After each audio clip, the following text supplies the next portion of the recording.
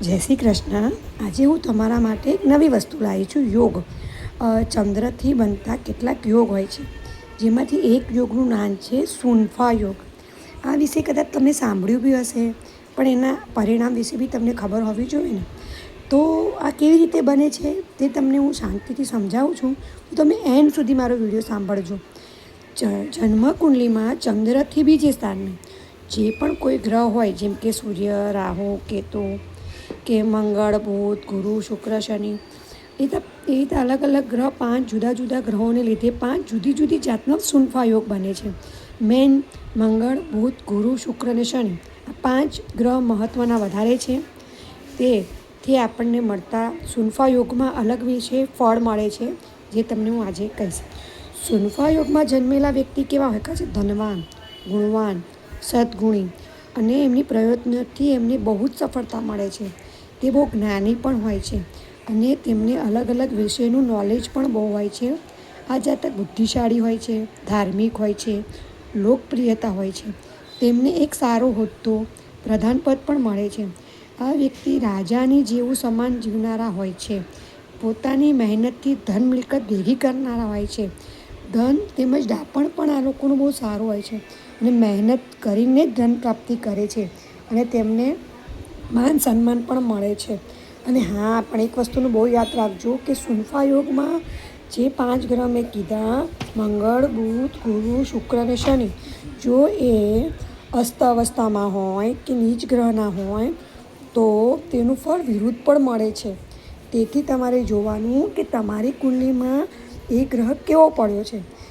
જો ચંદ્ર જે ભાવમાં હોય તેના પછી એટલે બીજા ભાવમાં આવતો બનતા હોય તેને સુનફા કહે છે. જો મંગળ હવે ચંદ્રથી બીજે મંગળ હોય તો સુનફા યોગ બનતો હોય છે. તેમની વ્યક્તિની શારીરિક રીતે બળવાન અને પરાક્રમી હોય છે. તેમની વાણી કઠોર અને દ્રઢ હોય છે, તેમજ દરેકનો વિરોધ કરે છે. ઉગ્ર, હિંસક અને દંભી પણ હોય રહે છે, અને રાજા સમાન પણ હોય છે. બીજો યોગ છે ચંદ્રથી બીજે બુધ હોય તો સ્થાનમાં પડ્યો હોય તો આ વ્યક્તિ સંગીત, ચિત્રકળા વગેરેમાં રસ ધરાવે છે. કાવ્ય પણ બનાવનાર હોય છે, કવિ હોય છે. તેમાં એમને બહુ રસ હોય છે. બુદ્ધિમાન હોય છે, સુંદર પણ હોય છે, લોકોનું ભલું કરનાર પણ હોય છે, અને દેખાવડા પણ હોય છે. અને એમને વેદશાસ્ત્રનું ઘણું નોલેજ પણ હોય છે. ચંદ્રથી બીજે જો ગુરુ હોય તો આ એક યોગ અધિક વિદ્યામાં રસ આપનારો હોય છે. તેમજ ખેતીમાં પણ તેમને સારું ધન મળતું હોય છે. તેમને કુટુંબ બી બહુ સારું હોય છે.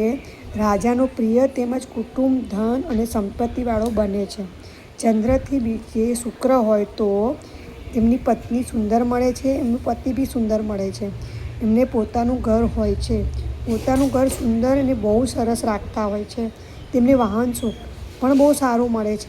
આ જાતક બહુ હોશિયાર હોય છે, અને તે બહાદુર અને કાર્યોમાં પણ બહુ કુશળ હોય છે. અને જમીન તેમજ ઢોર ઢાંખર માટે એમને વધારે હોય છે. ચંદ્રથી બીજે શનિ હોય તો આ જાતક એક નેતા બની શકે છે, નેતાગીરી કરી શકે છે, અને ગામ કે શહેરનું વડો પણ એટલે સરપંચ પણ બની શકે છે. ધનવાન પણ બની શકે છે. આ જાતક ધંધામાં પણ બહુ હોશિયાર હોય છે. આવી રીતે ચંદ્રથી મંગળ, બુધ, ગુરુ, શુક્ર અને શનિથી 5 અલગ અલગ સુનફા યોગ બનતા હોય છે, જેનું પરિણામ સારું વધારે હોય છે. ખાલી તમારે ગ્રહ જોવાનો છે. તે ગ્રહ તમને મંગળ, બુધ, ગુરુ, શુક્ર કે શનિ નીચનો, વક્રી કે અસ્ત ના હોય તો તેમનું પરિણામ બહુ જ સારું મળતું હોય છે. જય શ્રી કૃષ્ણ.